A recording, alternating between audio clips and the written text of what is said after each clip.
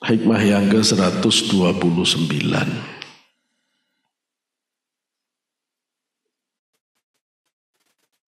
Talaba laka syai'un mithlul ittirari wala asra'a bil mawahibi ilaika mislul dhullati. Mau baca dhulla boleh, dhillah boleh, dhallah boleh. Dhullati wal iftiqari atau mithlul dhillati wal iftiqari. Ma talaba laka, tidak ada pencarian atasmu, syai'un sesuatu, mithlul ittirar, seperti kedaruratan. Jadi faedah nambah tok itu adalah menyangatkan. Padahal darurat itu sudah sangat, tapi ditambah ittiror itu menjadi amat sangat. Wasbir ditambah tok, wastabir. Oh itu berarti kamu diminta benar-benar sangat sabar. Wa'mur ahlaka bis-shalat wastabir 'alaiha. Perintahkan keluargamu sholat.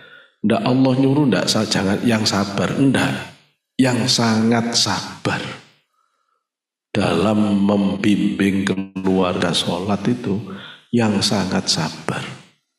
Kenapa? Karena sampai tuwek orang itu kalau masih statusnya anak harus diingatkan. Dan kamu selama masih statusnya anak jangan kemaki. Karena sudah kuliah sok-sokan ndak kepingin dinilai orang tua. Karena sudah kuliah di UIN Jakarta. Terus sudah ndak mau dinasehati orang tua, geblek kamu. Harusnya kamu syukur kalau punya orang tua masih mau ngomelin kamu. Karena itu artinya kamu masih punya pembimbing yang istimewa. Tim Indonesia itu aman kalau Sintayong masih ada di samping mau marah-marahin. Nggak ada pemain yang dimarahi terus kecewa. Oh, kamu marahi aku terus. Ya bubar kamu. Gitu loh ya. Kenapa pemain itu meskipun dimarahi Sintayong mau? Itulah profesionalitas. Sampai hidup ya gitu. Kalau bapak ngingatkan, ibu ngingatkan, Sintayong ngingatin, terima supaya jadi pemain profesional. Anak sekarang cek repotnya, wong diingetin bapak ibunya itu loh. Udah tahu gede, masuk diingat-ingatin terus. Sing ndak ro awakmu gede sapa utekmu sik cilik gitu loh ya. Ya, perasaanmu sik kecil. Hati-hati, jangan begitu jadi orang tua. Saya sampai tua begini, kalau ibu saya negur, tak dengarkan. Meskipun saya tahu kadang-kadang tegurannya itu nggak pas, ya nggak apa-apa, namanya juga orang tua. Ya, dia berhak untuk melakukan itu, bahkan lebih dari itu. Karena saya anaknya, selesai. Nggak perlu dalil apapun. Yang namanya orang tua itu berhak apapun terhadap anaknya. Ya, kecuali itu melanggar aturan Allah, baru masalah. Ya. Yang ridho, gitu. Ya. Ma talaba laka syai'un mislul ittirar. Tidak ada yang permohonan, tidak ada permohonan, tidak ada satu permohonan, kalau mau terjemah bebas gitu ya. Tidak ada suatu permohonan bagi kamu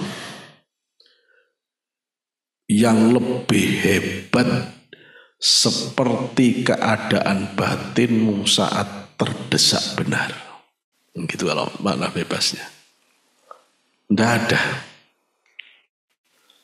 Kalau kamu sudah dalam keadaan darurat, di mana kamu sudah ke pojok yang paling sudut, di ruang batinmu yang sudah tidak bisa lagi kamu ngomong ke siapapun kecuali semata-mata cuma jerit ke Allah batinmu.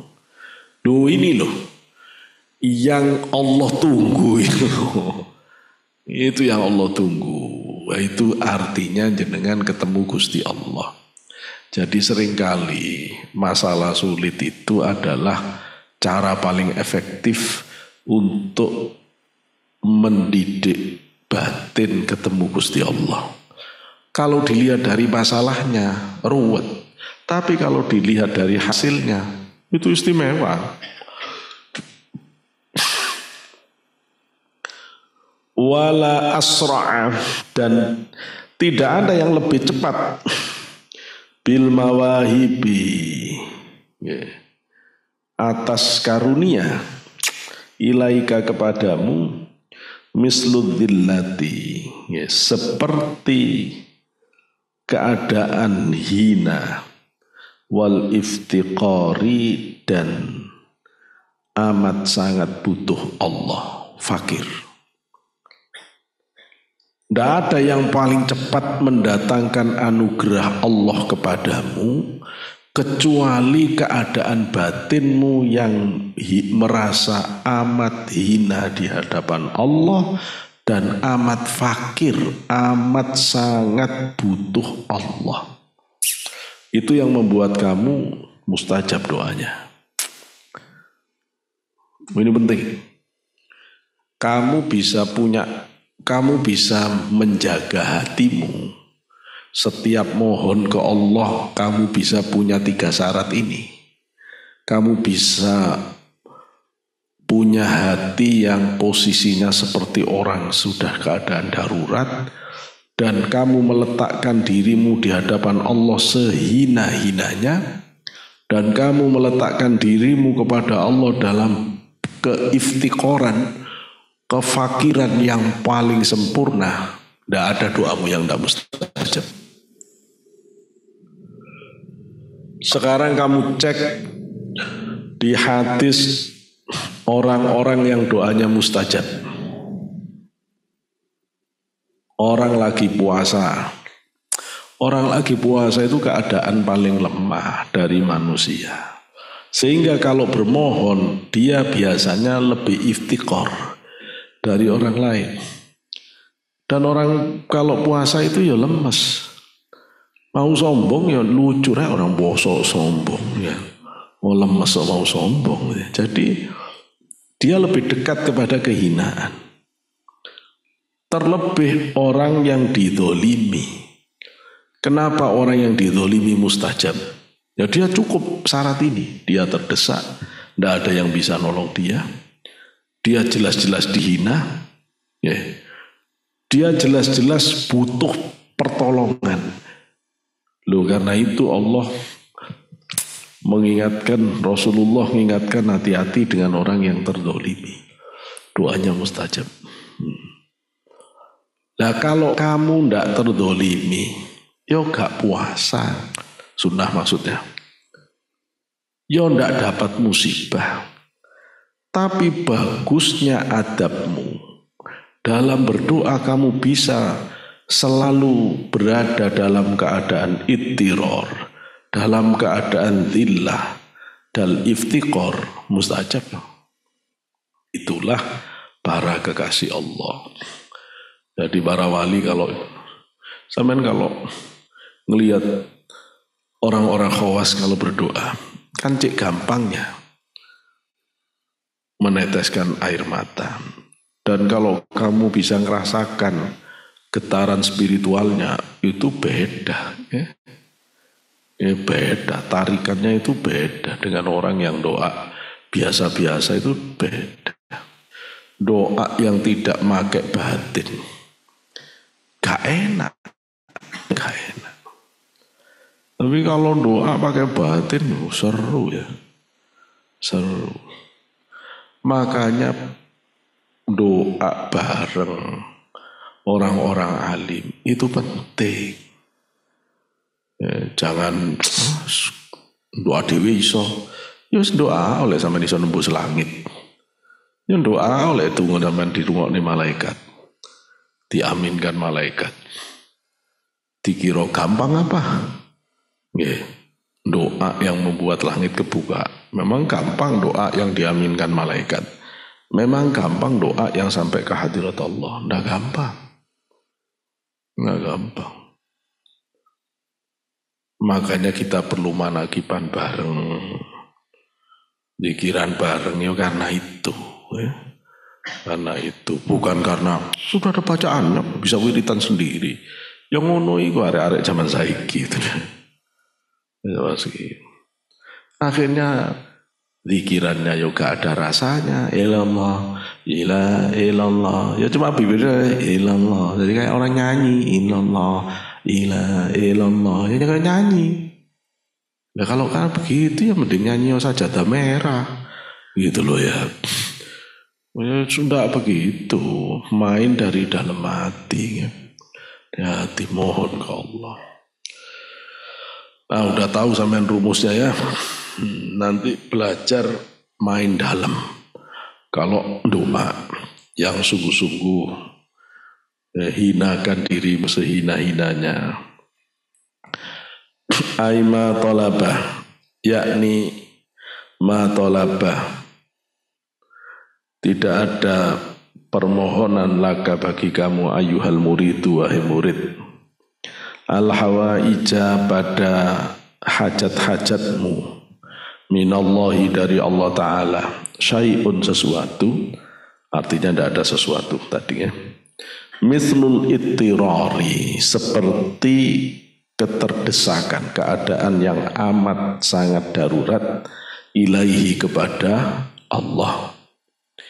Idbihi, karena dengan keadaan ittiror kepada Allah itu taqo'u bakal tumibo, bakal terjadi opo al ijabatu ijabah.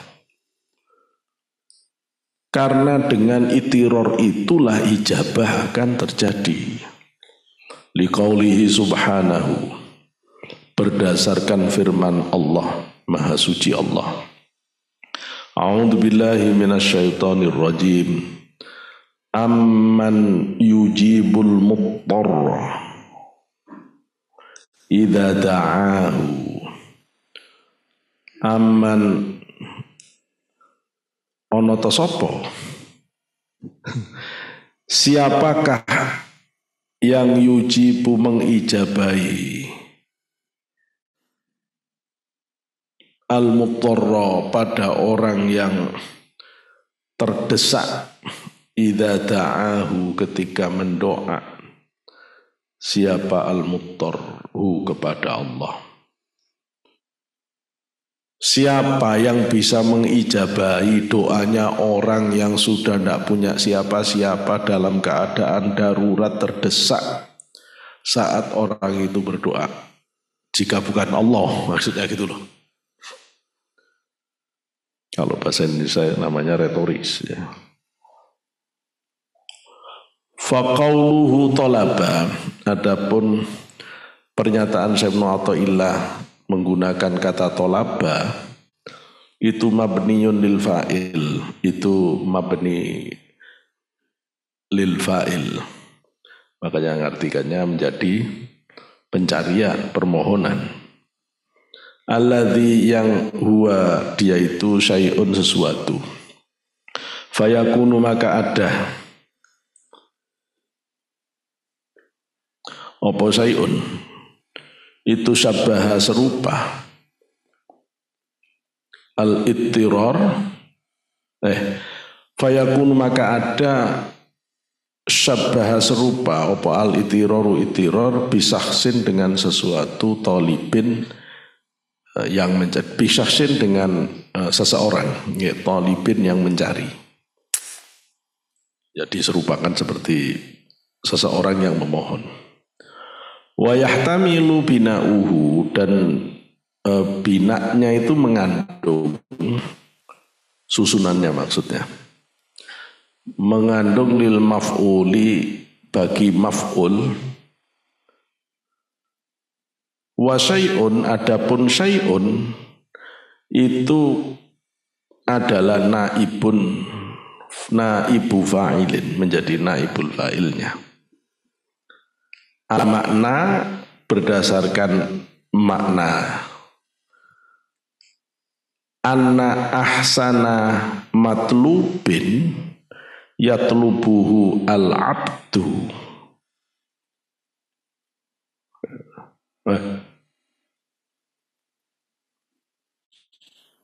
Yatlubuhu al-abda al-ittiraru.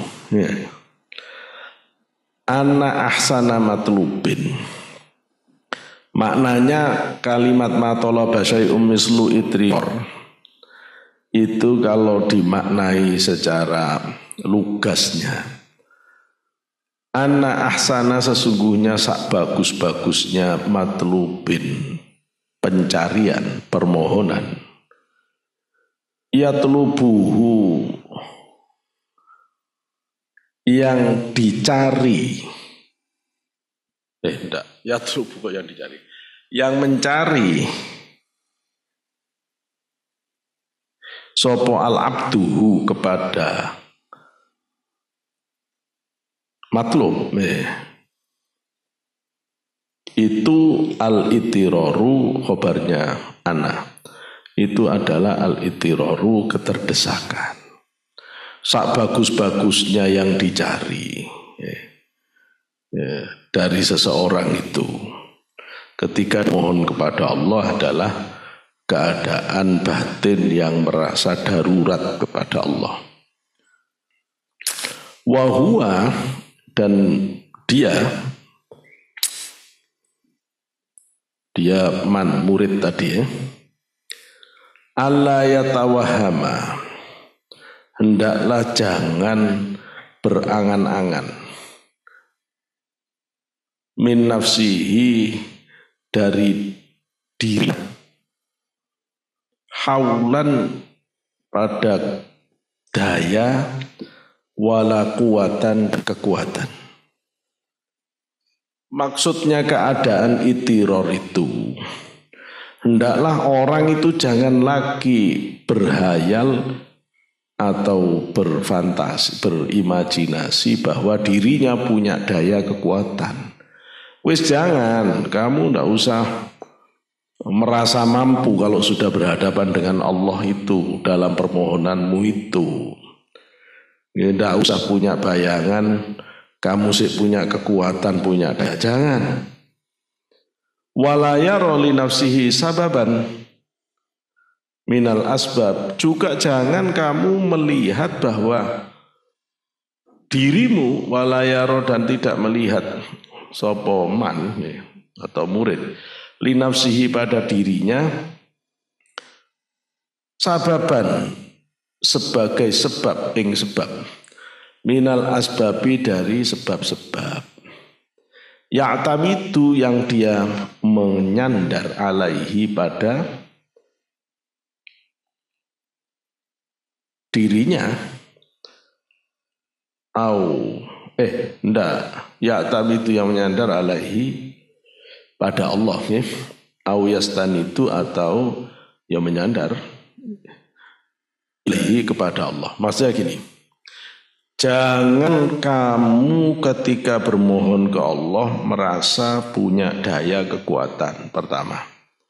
Yang kedua, jangan kamu melihat bahwa dirimulah yang menyebabkan, menjadi salah satu sebab untuk bersandar pada Allah. Jangan, kalau begitu kamu masih merasa masih punya peran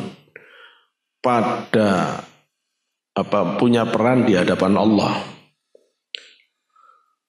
Tidak boleh begitu, itu tidak boleh secara batin. Kalau ingin mustajab, tidak usah ada perasaan apapun. Bal yakunu, bahkan atau akan tetapi yakunu ono sopo man murid tadi itu bimanzilatil ghariki fil bahri,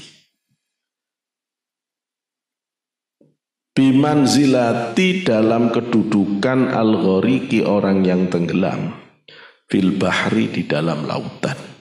Kamu kalau mohon ke Allah seperti keadaan orang yang sedang tenggelam di lautan, di mana kamu sudah tidak mungkin lagi bisa selamat, tidak punya kekuatan daya, juga kamu sudah tidak bisa menjadikan dirimu sebagai sebab keselamatan.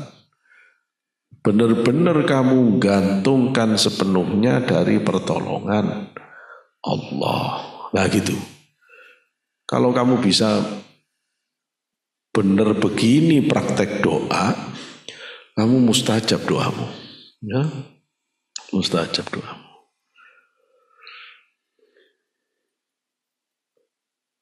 Au at-taihi fittihi.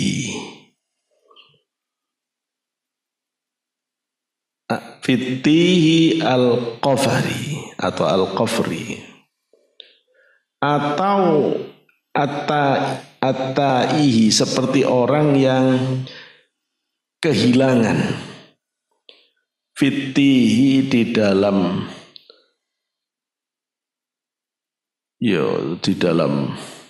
kehilangan, ya. Al-qafari di ruang, al-qafari itu lahan yang kosong.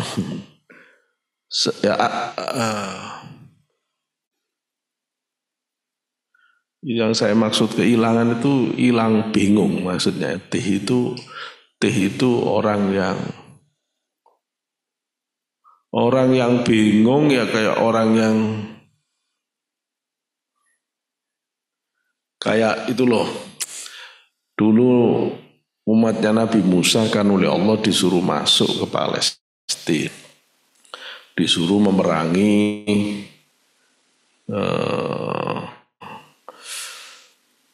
penguasa yang otoriter yang waktu itu menguasai Palestina. Terus muridnya Nabi Musa bilang, kan kamu nabinya Allah, kamu aja perango. Kalau kamu nabinya Allah, kamu perang sama Gusti Allah sana. Aku tak duduk di sini nunggu kok. Lah kalau sudah menang, lah aku masuk ke Palestina. Kurang ajar. Umatnya Nabi Musa, orang Yahudi itu, mentalnya itu loh, Masya Allah. Bayangkan dia udah diselamatkan dari Mesir, dari penindasan Fir'aun, terus sudah menyaksikan mukjizat pertolongan Allah dengan mukjizat Nabi Musa, Laut Merah terbelah. Terus sudah begitu menyaksikan Nabi Musa disuruh kholwat. Setelah disuruh kholwat, sebagian nyembah kambing, sapi, gara-gara Musa Asamiri Dajjal. Musa Asamiri itu Dajjal. Ya, jadi kalau sekarang kamu ingin tahu Dajjal, ya Musa Asamiri yang dulu buat kambing. Ya kambing lagi. Gara-gara barusan dikasih itu sih makan kebuli jadi kambing-kambing.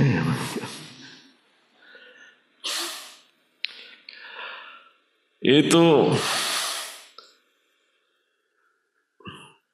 terus diterima tobatnya setelah sebagian disuruh bunuh. Terus ngeyel, mosok Musa nyari makan repot. Terus oleh Allah dikasih manna. Apa manna itu? Manna itu kayak salju putih yang turunnya setiap pagi. Dan orang hanya boleh ngambil semakan 1 hari. Rasanya nikmat. Boleh nyimpen untuk besok, tidak boleh. Ya. Sudah dapat manna.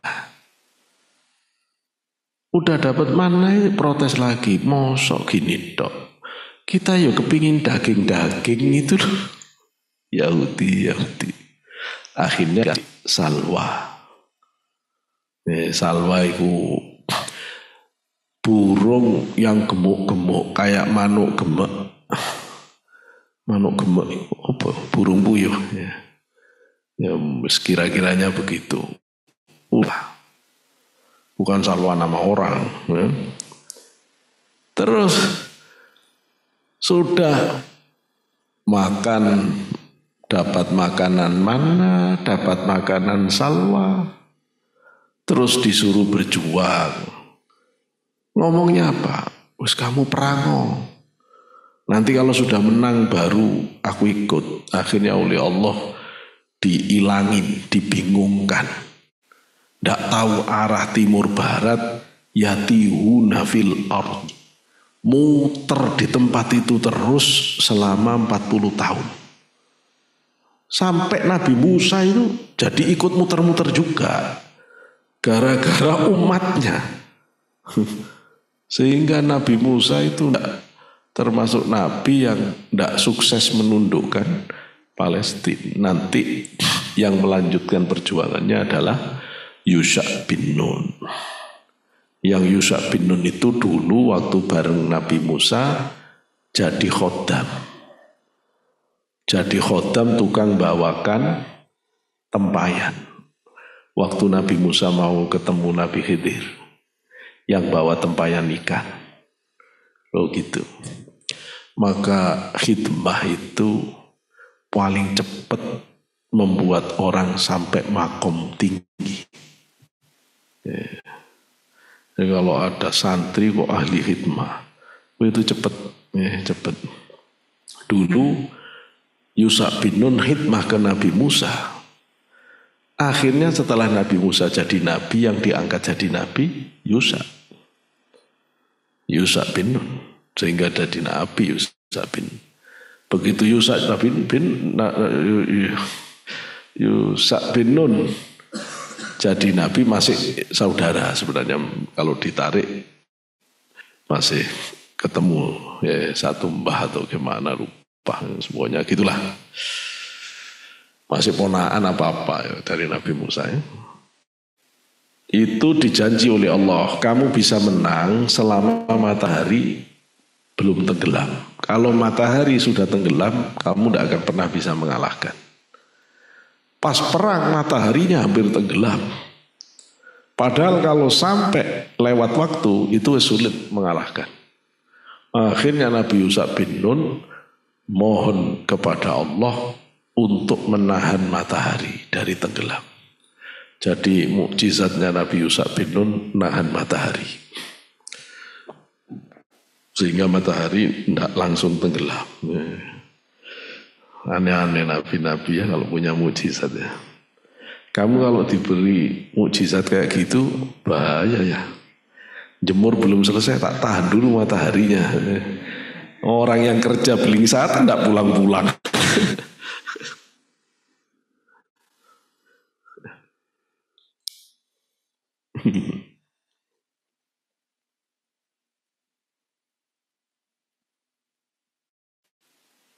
Gitu ya, atau seperti orang yang kebingungan, di dalam kebingungan di tempat lahan yang kosong. La yara li ghiyathihi, tidak melihat sapa man li ghiyasihi pada penolongnya, illa maulahu, kecuali Allah, kecuali tuannya ya, maksudnya Gusti Allah. Wala yarju linajatihi min halakatihi ahadan siwahu, dan wala yarju, dan tidak berharap linajatihi pada keselamatannya, min halakatihi dari kerusakannya, dari bahaya dari kerusakannya, ahadan pada seseorang pun, siwahu selain Allah.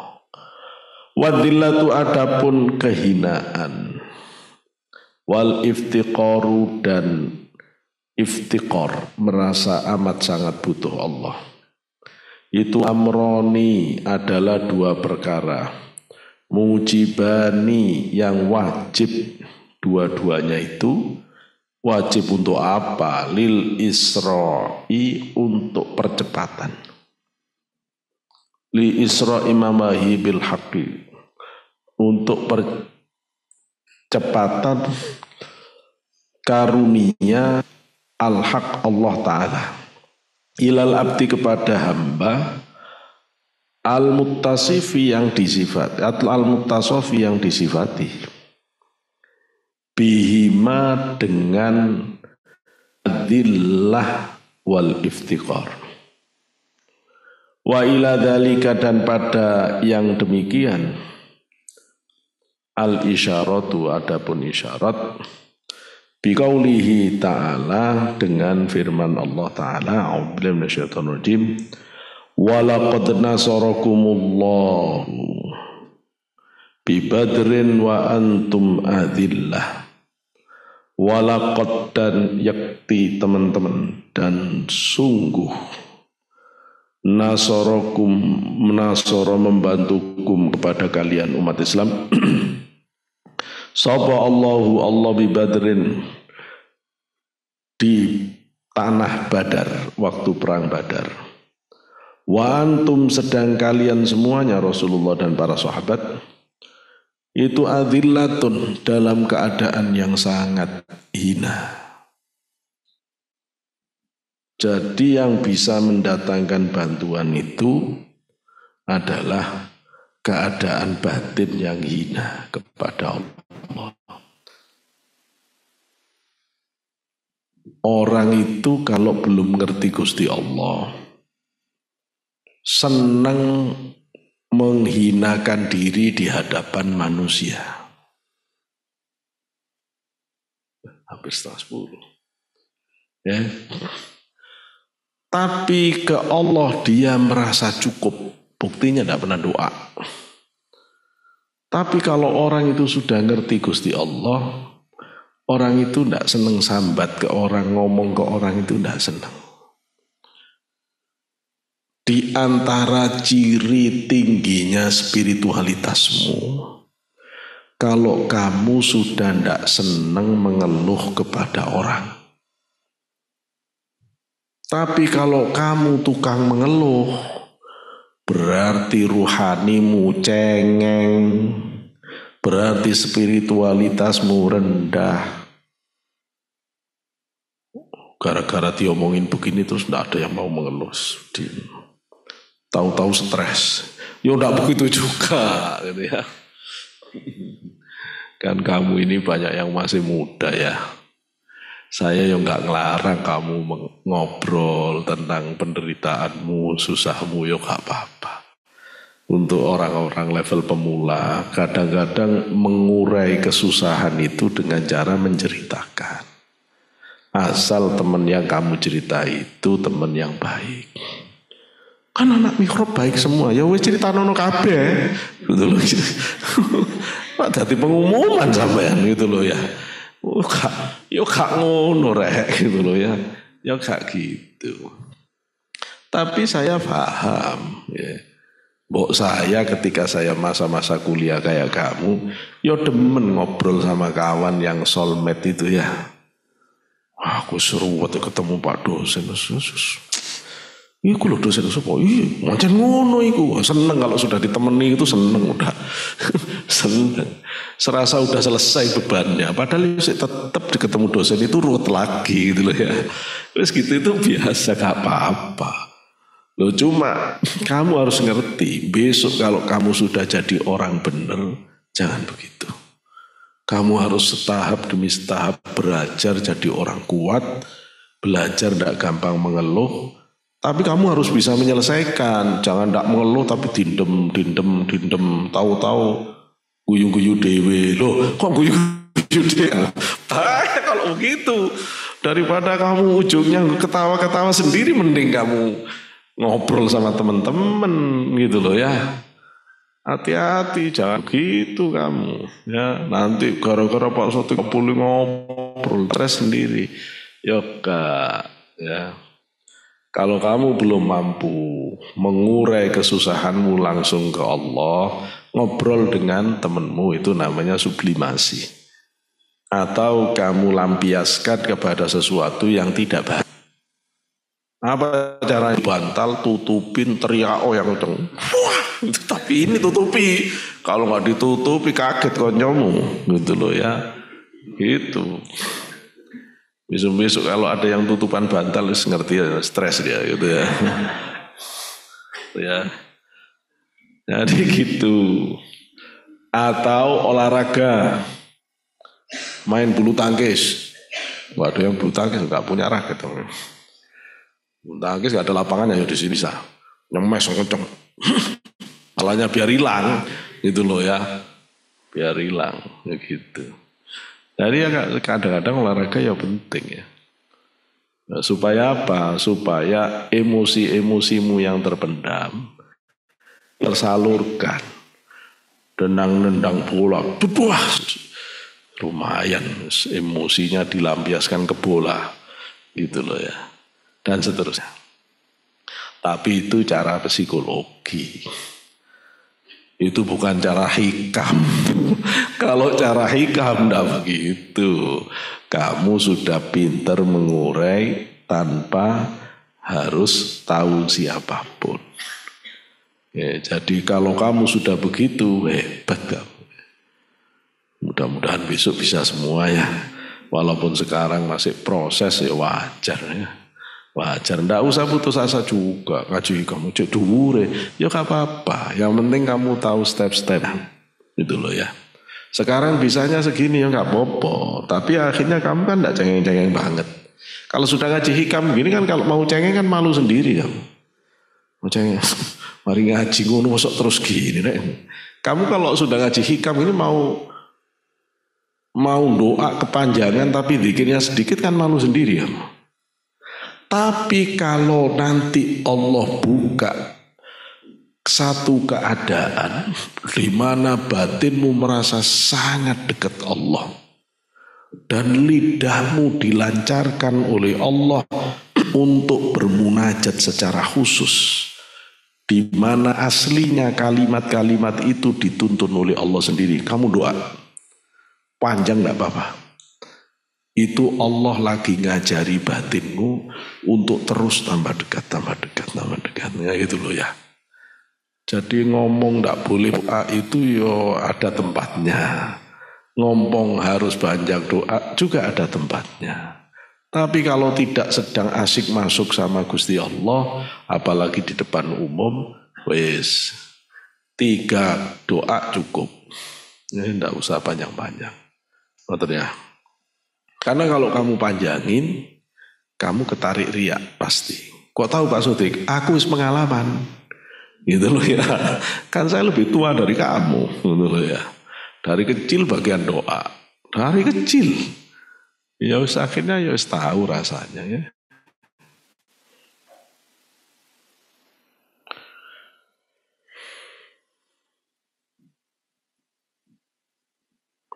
Fadillatuhum aujabat izzatahum wa nasratahum. Fadillatuhum, maka kehinaan diri mereka aujabat mewajibkan opo kehinaan izzatahum ada kemuliaannya wa nasratahum dan pertolongannya. Gara-gara kamu bisa menghinakan dirimu di hadapan Allah, gara-gara kamu bisa menghinakan dirimu di hadapan Gusti Allah, maka kamu bisa diangkat kemuliaan, bisa datang pertolongan. Kama qila fi hadzal makna, kama sebagaimana qila dikatakan fi hadzal makna, dalam makna ini. Wa idza tadallalatil riqabu taqarruba minha ilaika fa'izzuha fiha fi dhilliha boleh, fi dhulliha boleh. Wa idza tadallalat ketika menghina, ketika hina opo ariqabu leher, ketika leher itu dalam posisi direndahkan, dihinakan, taqarruban, karena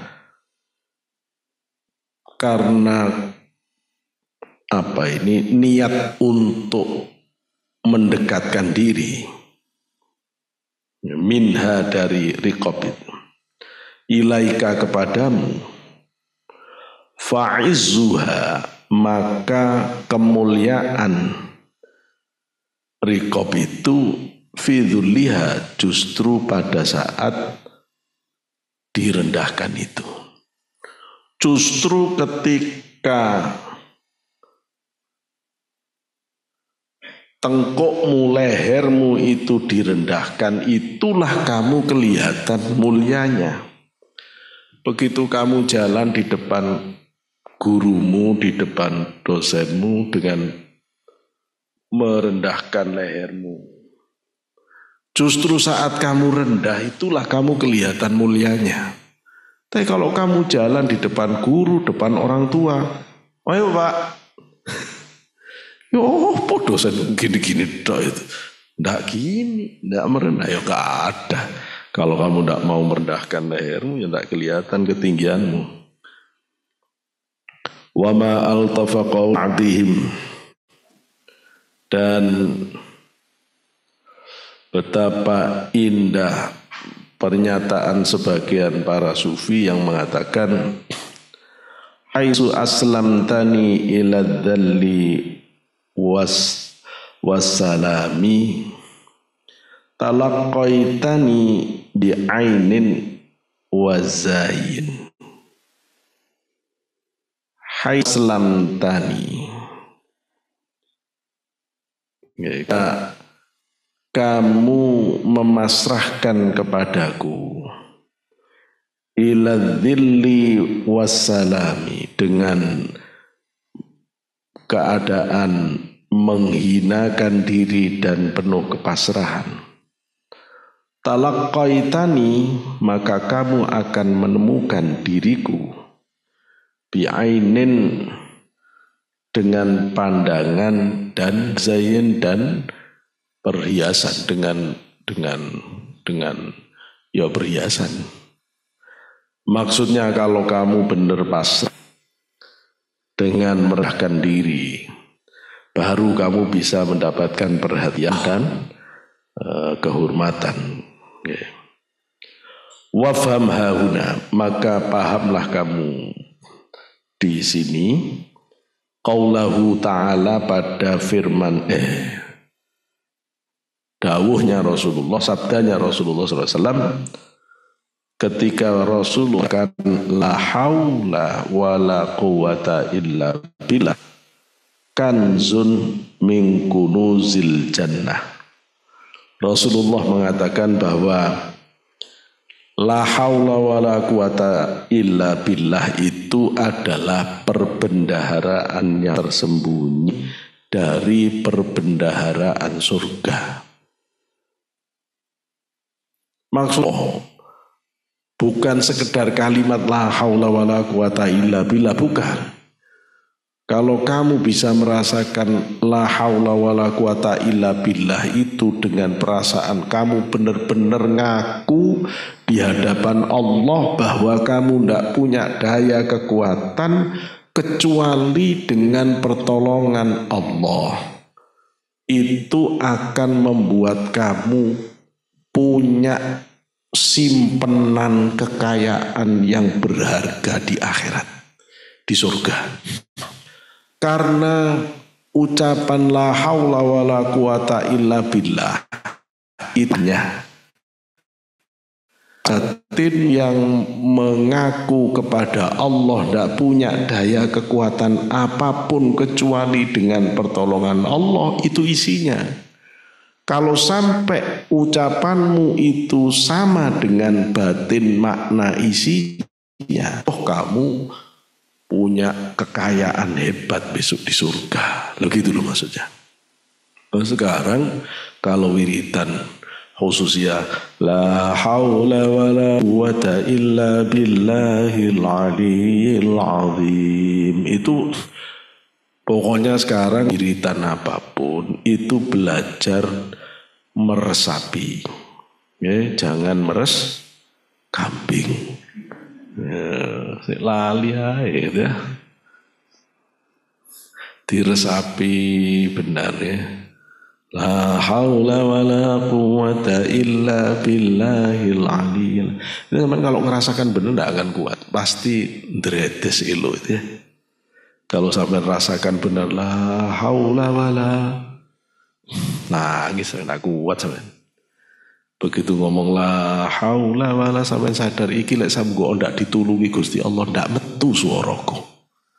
Ini kalau Allah ndak memberi kekuatan ndak akan ada suaranya. Ini kalau Allah tidak sayang ke saya, sudah tidak bisa digerakkan lidah ini. Ini kalau bukan karena kekuatan dari Allah, tidak bisa saya datang ke sini. Ini kalau nangis sampean, itu loh ya, nangis sampean. Kalau sampean bisa begini, la haula kata ilah, mahal itu la haula ya sampean. Nah ya, maka la haula wala quwata illa billahnya sampean itu simpenan harta yang berharga di surga. Jadi sampean istighosan kan banyak itu, tidak cuma la haula. Berarti sugih kabeh ki bakal besok di akhirat. Allahumma amin. Amin. Meskipun istighosannya tiap seminggu sekali. Saya kamu, kalau niru ya silakan dak apa-apa. Saya kamu ini minimal saya setiap subuh dosa minimal. Seringkali saya baca maghrib, baca subuh, baca maghrib, baca subuh, itu sudah pasti. Dengan Yasin Fatilah. Dengan Yasin Fatilah. Dan kamu itu saya tidak pernah putus sholat awabid. Maghrib itu biasanya saya nggak pernah berhenti sampai isya. Ya, waktu masih mahasiswa. Jadi saya itu sampai olga itu disebut andi-andi lumut. Jadi saya kalau keluar mau kuliah dirasani oleh ibu-ibu. Andi-andi lumut betul. Saya nggak peduli andi lumut, balumut andi urusan. Tahu apa kamu dengan arah hidupku? Ya. Urusanku dengan Gusti Allah, tidak ada urusan sama kamu. Stop gitu saya. Gitu ya. Karena itu saya nulis skripsi seminggu selesai 400 halaman. Tidak keluar kamar saya. Saya nulis skripsi seminggu itu sebelumnya bahan udah saya siapin. Seminggu makan niru Sayyidina Umar. Sehari semalam 9 suapan. Puasa seminggu kelar. Dan nilainya terbaik dari 600 teman saya. Jadi ya pinter, ya latihan mujahadah. Ya. Sampai jadi mahasiswa itu jangan ngandalin rasionalitas toh.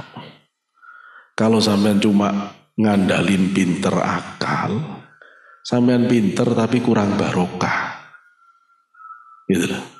Tapi kalau sampean pinter akal, juga rajin ibadah, itu sampean sukses dan berkah. Ya, sukses dan berkah. Lo itu lo gunanya kenapa harus belajar istiqomah sholat malam. Kenapa istiqomah? Ya tetap gitu. Aku pinter kok. Nggak perlu. Jangan gitu. Ya jangan gitu. Kamu masih butuh banyak blank spot di hadapanmu, di masa depanmu yang kamu dapat. Nah, kalau kamu nggak tutup blank spot itu dengan ibadah dan mujahadahmu, bahaya. Dan semakin tinggi derajat yang Allah siapkan untuk kamu di depan, itu semakin butuh kamu pertolongan Allah sejak hari ini. Ya, sejak hari ini. Maka jadi ini mihrabmu. Mihrab dalam artian tempat kamu berjuang menempa batinmu. untuk menjadi muhibbin, menjadi pecintanya para ulama, para aulia, pecintanya Rasulullah, sampai menjadi pecintanya Allah. Kalau bisa ngerti itu, wes keren kamu, benar-benar santri mihrab ya. Oh habis ya. Nggak emang nggak Ustaz?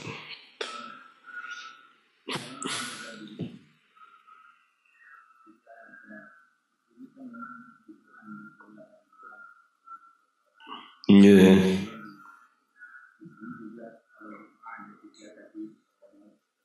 Iya. Iya.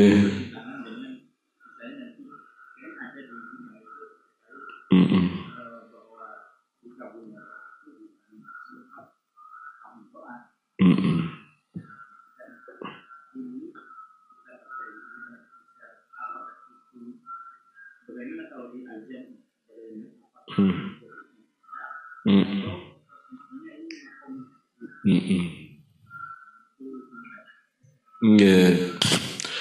Pada semua hal itu selalu begitu. Pada semua hal itu selalu begitu. Ada wilayah yang sebab akibat. Ada wilayah di luar sebab akibat. Ketika Syekh Athaillah mengatakan bahwa banyaknya wirid menentukan banyaknya warid, itu sedang bahas sebab akibat. Banyaknya zillah iftiqor itiror menentukan cepatnya mustajab. Ini sedang membaca, Syekh Athaillah sedang membaca rumus sunnatullah. Rumus sunnatullah yang ghaibiyah. Yang ghaibiyah. Jadi ghaibiyah juga ada rumusnya. Sama dengan rumus zahir. Rajin, pangkal, pandai. Kalau kamu rajin belajar, ya insya Allah cepat kamu dapat ilmu kasbi. Rajin bekerja banyak uangnya. Itu hukum zahir. Tapi Gusti Allah itu kalau mau menunjukkan kekuasaannya, hukum-hukum begini ini tidak ada. Ya, hukum-hukum ini tidak ada. Tahu-tahu ada orang datang bawa uang banyak lagi. Kalau memang warid itu menentukan, kalau memang wirid itu menentukan warid, bagaimana orang kafir bisa dapat hidayah? Hidayah warid, wirid itu dia Islam aja ndak, wiridan apa dia? Itu bukan rumus yang itu rumus lain, ya, rumus lain. Jadi kadang kenapa Allah main dengan dua rahasia ini? Ya pertama supaya orang itu sadar kalau dia masih makomnya asbab, ya harus ikut asbab. Tapi kalau sudah makom tajrid, ya enggak perlu mikirin asbab, ya gitu. Loh kalau orang makom tajrid, apa perlu diajari kamu harus punya perasaan hina, kamu harus iftiqor, kamu harus itiror, ya udah penting. Orang tajrid itu batinnya sudah tidak pernah putus dari Allah. Kalau orang sudah tidak putus dari Allah, sudah selesai bab dhillah wal iftiqor itu. Dhillah wal iftiqor itu cuma pintu. Pintu bagi orang yang mau masuk ke hadirat Allah. Sedangkan orang yang sudah sampai di hadirat Allah, ya sudah selesai dhillah wal iftiqor itu. Sudah selesai. Pada orang-orang begini ini sudah tidak berlaku itu. Gusti Allah semuanya. Nah, memang kalau sudah puncak begitu. Puncak itu begitu. Coba sampai ke definisinya begitu kan. Kalau di dalam kitab As'atut Tasawwufil Islam, Dr. Ibrahim Basuni itu mengelompokkan definisi tasawuf pemula sama tasawuf yang menengah dan puncak. Coba lihat. Kalau definisi pemula kan as-sufiyatu qaumun saffat qulubuhum min kaduratil basyariyati wa afatin nafsi wa tuharriru min syahwatihim hatta saru fis safil awwali wa darajatil ulya ma'al haq falamma taraku kumasi wallahu saru la malikina wala mamlukin. Ribet. Sufi itu adalah sekelompok orang yang bersih hatinya dari kesalahan-kesalahan manusiawi. Dan orang yang sudah bersih dari kecacatan nafsu, sudah mampu melepaskan diri dari belenggu syahwatnya. Dia bisa melepaskan selain Allah sehingga dia tidak memiliki apapun dan tidak dimiliki apapun. Coba kalau sudah definisi sudah sampai puncak, orang yang Imam Junaid mengartikan apa? Sufi itu apa? Antaku nama Allah bila alaqah. Selesai. Kamu bersama Allah tanpa relasi apapun. Selesai. Loh, terus tadi ya wes saya begitu memang. Jadi itu yang saya bilang, sebenarnya selalu saja beda makalah antara untuk asbab dengan orang tajrid. Nah, sehingga ketika makolahnya orang asbab diletakkan secara face to face dengan makolahnya orang tajrid, itu tampak saling menafikan. Padahal yoga. Atau dua-duanya bisa terjadi. Cuma yang satu itu Allah sedang menunjukkan kepesaannya secara mutlak. Sedang yang satu Allah membimbing orang dengan sunnatullahnya. Ya begitu itu sudah. Itu begitu. Ya, rahasia-rahasia Allah selalu muncul dalam dua fenomena ngotennya. Ya gitu. Al-jam'unya begitu.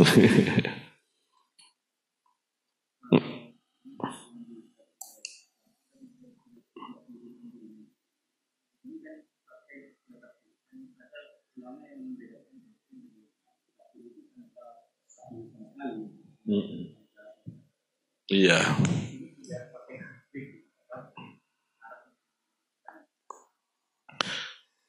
Nggak setiap pengguna kalimat itu benar-benar meletakkan kalimat itu dalam konteks makna itu. Sehingga saya juga tidak selalu mengikat dengan makna itu.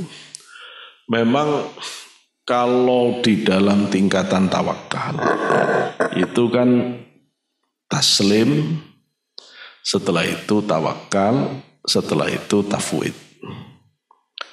Kalau orang taslim itu ya pasrah, tapi pasrahnya itu saya takon, kayak gini loh.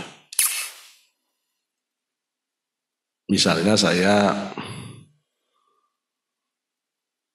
minta dibayarkan beli aqua ke sapa iki enae. Jawes nyeluk jenenge sijine gak diceluk iri ya. Misalnya ke Master X. Master X tolong aku bayarno aqua ya. Kan uang tak kasihkan berarti saya pasrah. Ya. Tapi setelah itu saya ketemu dia tak tanya. Wis bayar nih. Sudah dibayarkan. Sudah, mana buktinya? Ini. Itu ya pasrah. Kalau enggak pasrah kan enggak dikasihkan uangnya. Tapi kok saya nanya, kok saya minta bukti, itu artinya kan enggak percaya. Gitu loh ya. Ya tapi ini jenis pasrah yang pertama itu begitu. Ya Allah, berilah saya jodoh yang cocok untuk saya ya Allah. Tapi yang ganteng ya Allah. Tapi yang kaya Allah. Tapi itu namanya ada pasrah. Sampai ngasih kriteria kok Gusti Allah. Kan sampai ngajari Gusti Allah. Ya tapi biasa. Semua orang itu dalam belajar pasrah itu pasti melewati level itu. Ya pasrah tapi masih nuntut. Loh pasrah yang nuntut itu namanya belum pasrah. Iya. Tapi kan sih banyak pasrahnya daripada nuntutnya. Nanti kalau sampean sudah kayak Anjil kepada ibunya, itu kalau pasrah ndak panjang. Ya wis pasrah ya wis pasrah gitu. Ndak pernah ada kriteria panjang-panjang. Lah itu sampean sudah mulai tawakal. Tapi kalau sampean pasrahnya itu sampai kayak mayat yang dimandikan. Mayat itu kalau dimandikan pasrah, digulingkan ke kanan ya nurut, guling ke kiri ya nurut. Pernah sampean ketemu mayat digulingkan ke kiri tidak mau? Ya ditinggal, aduh dewe gitu. Ya gitu. Nah, tafwid itu sudah kayak mayit. Kayak mayit. Sudah tidak ada gerakan, sudah menyerah sepenuhnya. Nah masalahnya apakah kata tafwid di sini adalah tafwid dalam konteks itu? Yo memang betul kalau sampai tafwid ini meniadakan ikhtiar dan meniadakan tuntutan sama sekali, yaitu tafwid yang sebenarnya. Dulu saya punya anak, kakaknya Kayis ya. Adiknya Fakih, itu lahir saya kasih nama Muhammad Mutafawid Diyaul Asrar, karena memang saya dapat isyarat anak ini tidak akan lama hidup di dunia, sehingga saya dari awal begitu lahir tak pasrah no pangeran gitu ya, dan saya nggak tahu itu rahasia Allah.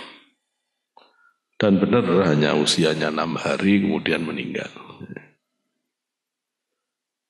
Itu sekali latihan pasrah, gitu ya, latihan pasrah. Nah begitu. Tapi sampai tidak akan bisa pasrah kalau belum mengenal yang dipasrahi. Kenapa ada orang yang pasrah tapi masih nanya bukti? Karena belum kenal. Sampean belum ngerti kebaikan orang itu secara sempurna, sehingga masih perlu diminta konfirmasinya. Tenana, Pak Sodik kulek dikai duit pondok, ndak korupsi, ya berarti sampean ndak kenal aku. Mana laporannya?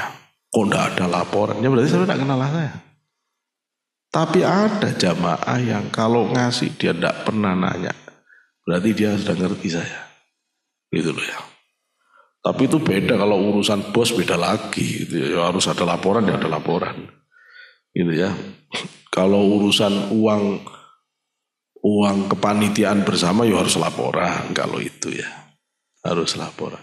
Tapi kamu sebagai kalau nanti kamu jadi kamu sudah punya manajemen sendiri. Mana uang yang tidak boleh masuk ke perut, mana uang yang harus masuk ke pondok, mana itu harus ada. Ya, harus ada. Kalau orang kayak saya wis kasarannya itu ya. Jadi kiai saja udah untuk kebutuhan sehari udah cukup, ya, udah lebih-lebih. Udah bisa nolong saudara macam-macam. Nggak usah ngambil gaji. Itu loh ya. Jadi kalau begitu itu ya pasrah ke Gusti Allah itu seru ya. Seru. Kalau orang maka semuanya itu akan bergantung kepada kemakrifatan. Semakin Allah buka makrifatnya orang itu kepada Allah semakin jelas. Semakin orang berani pasrah. Ya. Semakin suami itu terlihat begitu besar tanggung jawabnya, istri semakin pasrah, semakin tidak punya tuntutan apapun. Saya itu alhamdulillah ya, istri saya itu belum pernah minta macam-macam dari dulu.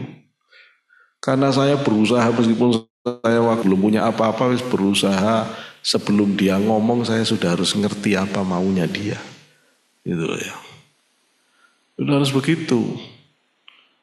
Sampean kalau ngerti Gusti Allah semengerti-mengertinya Gusti Allah, sampean mau minta opo? Terus sampean mau pasrah, mau ndak pasrah itu loh. Setelah urusan jodoh lah, karena kamu umurnya umur jodoh. Kalau urusan jodoh misalnya ya. Terus kalau kamu mau ngajukan kriteria ke Gusti Allah, itu kan aslinya kamu nyangka Gusti Allah itu ndak bisa milihkan kamu. Kan suudzon kamu ke Gusti Allah. Kan saya sudah sholat istikharah Pak. Kan doa jadi ada diajari. Allahumma inni astaghfiruka wa astaghfiruka. Iya, tapi sebenarnya kamu sih nuntut di situ itu.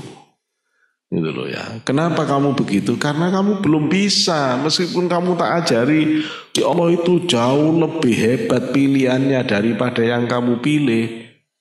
Belum tentu kamu siap. Belum tentu, karena batinmu belum siap.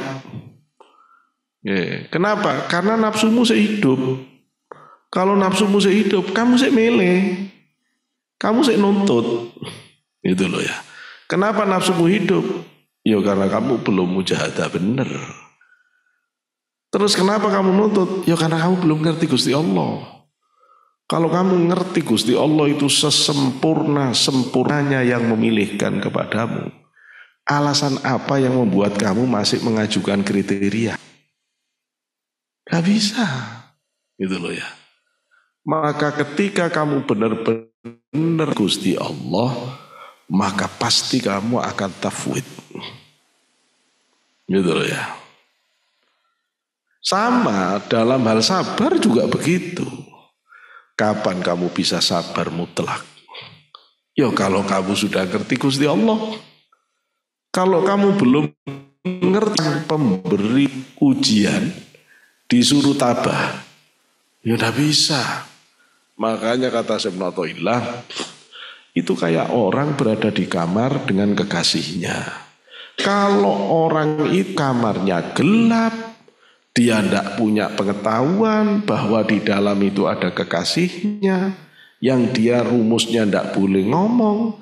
Kalau memberitahu cukup nyubit, pas dicubit. Reaksinya, wah bisa keluar semua kebun binatang. Bangsat, kurang ajar, sopo ini? Padahal itu kekasih yang selama ini dicari. Kenapa? Karena dia tidak tahu. Ketika Allah mencubit dengan sakit, dengan susah, dengan masalah, dengan kehilangan, orang yang tidak ngerti Gusti Allah, ya maki-maki Gusti Allah, tidak terima dengan ketentuan Allah. Kenapa? Karena buta hatinya.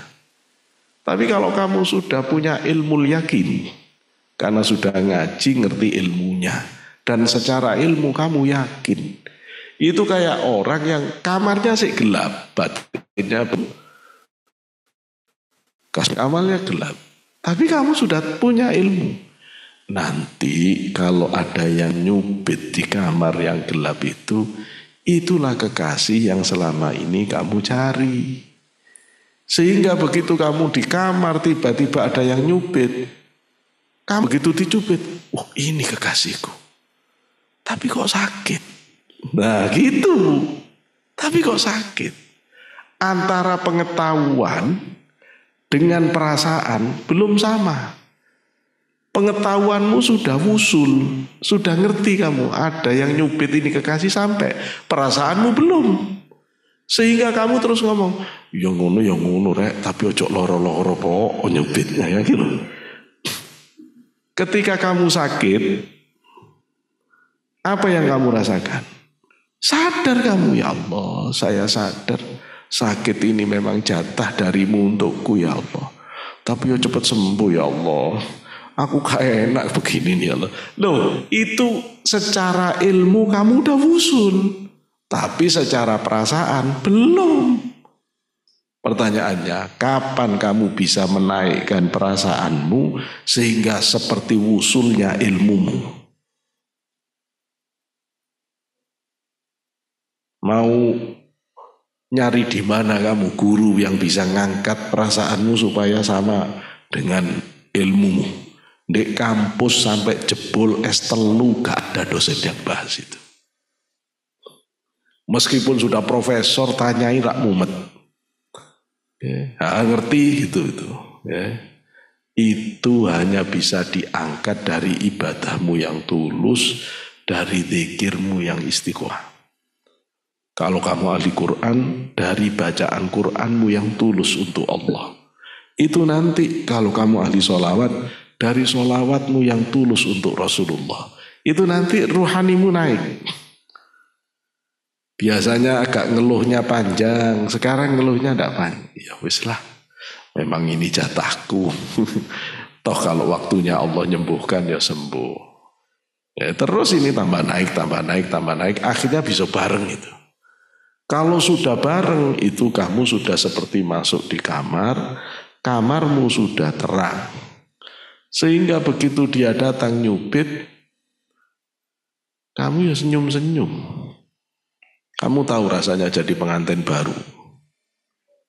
Ya belum nikah gitu loh ya. Haris sama enggak? Oh enggak ono pengantin baru ya. Wah iya ya. Pengantin baru ngaji hikam apa gunanya ya? Repot ya. Jadi saya lali gara-gara orang kalau jadi pengantin baru itu ya. Ada enggak pengantin baru dicubit oleh suaminya atau istrinya terus marah-marah, terus keluar nyebut-nyebut kebun binatang. Ya gendeng, itu enggak ngerti gunanya cubitan. Maka sekarang pertanyaan saya, beda enggak sih cubitan pada orang yang masih gelap gulita dengan pada orang yang sudah punya ilmu yakin, dengan orang yang sudah punya ainul yakin, enggak cuma hakul yakin karena dia udah ngeliat. Ya. Beda enggak? Cubitannya sama. Yang beda apa? Cara merasakan. Sakitnya sama-sama flu. Cuma yang satu gimana marah-marah terus ke Allah. Yang satu secara pengetahuan nerima, secara perasaan sih bingung gini loh ya. Yang satu ridho. Kena musibah banjirnya sama. Cuma yang satu adab, yang satu rahmat. Mati kelongsoran sama. Yang satu su'ul khotimah, yang satu husnul khotimah. Bedanya di mana? Cara dia menerima. Maka sekarang yang kamu harus latih, bagaimana batinmu menerima dengan ridho. Kira-kira gampang apa repot? Bani repot gitu loh ya. Ya repot memang. Gini nih harus latihan. Ya enggak kamu, ya saya, ya sampai sekarang latihan terus kita ini.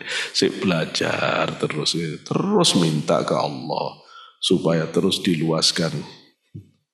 Tapi kata para aulia gini, selama kamu masih minta dimakrifatkan, kamu tidak akan pernah bisa makrifat. Larut lagi kan? Ya Allah, kapan kamu bisa makrifat kalau kamu sudah tidak berdaya lagi untuk meminta makrifat karena bagusnya adabmu kepada Allah sehingga kamu berhenti untuk berdoa apapun, bukan karena malas berdoa tapi karena husnul adab atas sempurnanya pengenalanmu pada kebaikan Allah. Kalau begitu. Tapi repot ya mesti ndak ono barang mahal gampang itu ndak ada. Ndak ada kuliah yang bergengsi terus murahan, itu ndak ada. Semua barang istimewa itu sulit. Tapi terus sampean bulet nakoknya gini. Tapi kalau Allah yang mulai semua mudah, ya selesai lagi. Pokoknya selalu begitu. Ya, di dalam setiap kalimah-kalimah hikmah itu selalu ada dua versi niku. Jadi kalau ketemu begitu-begitu itu ya pandai-pandailah kita menempatkan, oh ini dalam konteks ini, oh ini dalam konteks ini. Itu selalu dicari kalau dalam kaidah mukhtalif al-hadis selalu kita cari al-jam'u wa taufiknya. Ya, itu dulu jam'u taufik. Gimana ini didamaikan supaya ini. Ya. Teori-teori jam'u taufik itu selalu biasanya bicara dalam konteks mana yang umum, mana yang lex spesialis, mana yang kasuistik, selalu begitu. Ya, mana yang kasus umum, misalnya katanya Allah itu Ghafurur Rahim, katanya Allah itu Wasi'ur Rahmah, tapi kok Gusti Allah itu Syadidul Adzab ya? Loh, kamu harus letakkan itu wasi'at rahmati ghaibi. Itu loh ya. Jadi yang general Gusti Allah itu kasih sayang. Cuma kalau kebandel ya dimarahin juga kamu gitu loh ya. Tapi sak marah-marahnya Gusti Allah tetap dalam bungkus kasih sayang. Sehingga kalau dilihat hakikat marahnya pun sayang gitu loh ya. Jadi sebenarnya bukan marah itu, sayang gitu loh ya. Cuma pada pandangan orang yang dimarahi, dia tidak bisa lihat sayangnya, dia lihat marahnya. Kalau orang sudah buka hakikat, dia tidak ketemu marahnya, yang kelihatan sayangnya.